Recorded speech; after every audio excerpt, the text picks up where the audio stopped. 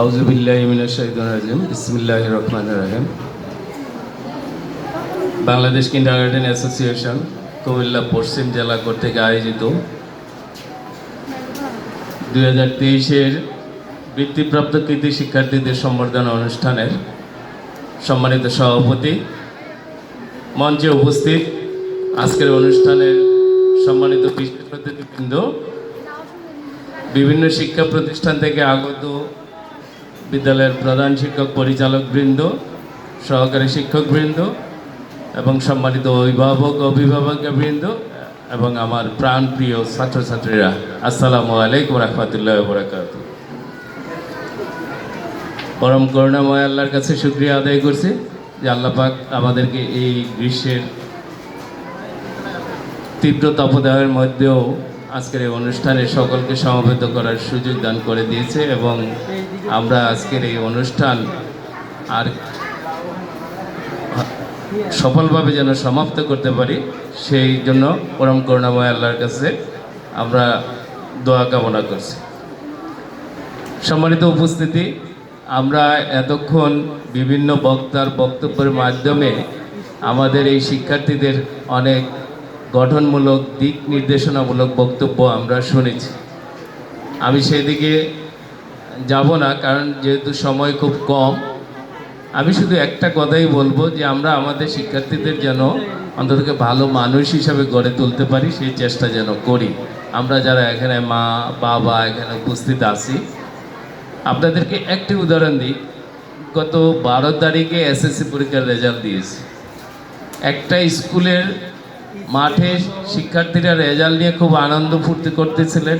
একজন অভিভাবক বাচ্চা কাঁধে নিয়ে, সেখানে হয়তো তার মোবাইলটা হাত থেকে পড়ে গেছে, তার বাচ্চা কোলে, কিন্তু সে মোবাইলটা উঠাতে পারছে না। কিন্তু আশেপাশে অনেককেই বলছে যে মোবাইলটা একটু উঠাই দিতে। কোনো শিক্ষার্থী আগে আসে নাই।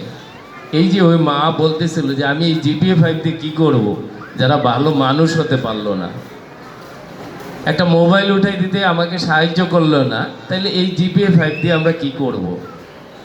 আমি সেই মায়ের আক্ষেপটাকে আপনাদের সামনে তুলে ধরলাম। আপনারা আমাদের এই সন্তানগুলোকে যেন ভালো মানুষ হিসাবে গড়ে তুলতে পারে, সেই চেষ্টা করবেন। জিপিএ 5 পাওয়াটাই বড় কথা না, ভালো মানুষ হওয়াটা হলো সবচেয়ে বড় কথা। সম্মানিত উপস্থিতি, আমাদের আজকের অনুষ্ঠানের সঞ্চালক সাহেব বললেন যে বৃত্তি পরীক্ষার রেজাল্টটা একটু আগায় নিয়ে আসার জন্য আমাদের আপ্রাণ চেষ্টা থাকবে।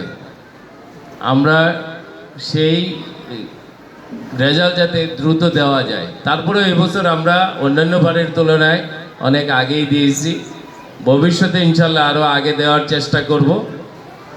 আপনারা জানেন যে বেসরকারি উদ্যোগে সারা বাংলাদেশে সবচেয়ে বৃহৎ পরীক্ষা আমাদের এটা। আমাদের এই বৃত্তি পরীক্ষার বাইরে এর চেয়ে বড় বৃত্তি পরীক্ষা সরকারি উদ্যোগের বাইরে আর হয় না। অতএব যেহেতু এটা সবচেয়ে বৃহৎ পরীক্ষা, সারা বাংলাদেশে একই সময় অনুষ্ঠিত হয়, সেক্ষেত্রে আমাদের একটু সময় লাগে। এই কারণে যে আমাদের লোকবল কম, আমরা একটা সরকারিভাবে একটা বোর্ড না যে আমরা এখানে নিয়োগকৃত অনেক লোক কাজ করে। যেহেতু এইগুলোর বিধান নাই, আমরা স্বেচ্ছায় শ্রম দিয়ে কাজটা করে থাকি, সেক্ষেত্রে একটু হয়তো আমাদের চেষ্টা আছে বাট সামর্থ্য নাই, এই কারণে হয়তো একটু দেরি হয়। এই জন্য ক্ষমা সুন্দর দৃষ্টিতে দেখবেন। আজকে যারা বৃত্তিপ্রাপ্ত হয়েছে তোমাদেরকে কেন্দ্রীয় কমিটির পক্ষ থেকে আন্তরিক শুভেচ্ছা এবং অভিনন্দন জানাচ্ছি। আমাদের এখানে যারা পরিচালক বৃন্দ বা প্রধান শিক্ষক বৃন্দ এখানে উপস্থিত আছেন, তাদেরকে আমি একটা অনুরোধ রাখব যে আপনারা এই যে 2023 বেসরকারি প্রাথমিক বিদ্যালয় নিবন্ধন বিধিমালার আলোকে আপনার বিদ্যালয়গুলো নিবন্ধনের আওতায় নিয়ে আসুন। আমরা জানি যে ভবিষ্যতে সরকার কোনো শিক্ষা প্রতিষ্ঠান নিবন্ধন ছাড়া পরিচালনা করতে দিবে না। অতএব আপনাদের উচিত এই 2023 বিধিমালার আলোকে নিবন্ধন নিয়ে নেওয়া। আপনারা জানেন যে আমরা এই নিবন্ধন বিধিমালায় যে কয়েকটি ধারা আমাদের জন্য পালন করা খুব কষ্টসাধ্য ছিল, সেই ধারাগুলোর ব্যাপারে আমরা হাইকোর্টে রিট করে অলরেডি রায় আমাদের অনুকূলে নিয়ে এসেছি। অতএব আপনারা রেজিস্ট্রেশন নিতে তো এখন আর কোনো বাধা থাকার কথা না। তাই আমি অনুরোধ করব আপনারা অতি দ্রুত নিবন্ধনের ব্যাপারে উদ্যোগ গ্রহণ করবেন এবং এই ফাইলগুলো জমা দিয়ে দিবেন। আরেকটি বিষয়, নতুন কারিকুলাম আমাদেরকে অবশ্যই গ্রহণ করতে হবে, যেটা 6 to 10, 6 to 9 এই বছর চলছে এবং 1 থেকে 3। আমরা কিন্তু কিন্ডারগার্টেনগুলো 1 থেকে 3-তে এই কারিকুলামটা সঠিকভাবে আমরা সরকারি নির্দেশনা মানছি না। আগামী বছর 4-5ও এই কারিকুলাম নতুন কারিকুলামের আওতায় আসবে। অতএব আমাদেরকে নতুনত্বকে গ্রহণ করার মন মানসিকতা থাকতে হবে এবং নিজেদেরকে পরিবর্তন করে যুগের সাথে তাল মিলিয়ে আমরা যেন আগামীতে আমাদের শিক্ষার্থীদেরকে ভালোভাবে গড়ে তুলতে পারি, সেই চেষ্টা যেন অব্যাহত রাখি। আমরা সনাতন পদ্ধতিকে ধরে রাখবো, বাট নতুন যে পদ্ধতি, নতুন যে যুগের সাথে তাল মিলানো, এটাকেও আমাদেরকে গ্রহণ করার মন মানসিকতা আমাদের মাঝে তৈরি করতে হবে।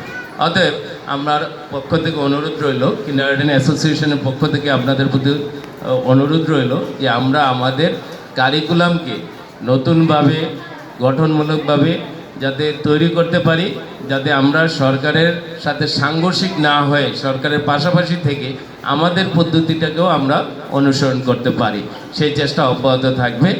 আর বিশেষ কিছু বলবো না, কারণ সময় এখানে কম। আমাদের শিক্ষার্থীরা গরমের মধ্যে কষ্ট পাচ্ছে, তাদের প্রতি আবারও আমার পক্ষ থেকে শুভেচ্ছা এবং অভিনন্দন জানাচ্ছি এবং সকলের কাছে একটু জোরে হাততালি চাই ওই সকল শিক্ষার্থীদের জন্য যারা আজকে এখানে সম্বর্ধিত হবে। সবার সুস্বাস্থ্য দীর্ঘায়ু কামনা করি। আল্লাহ হাফিজ।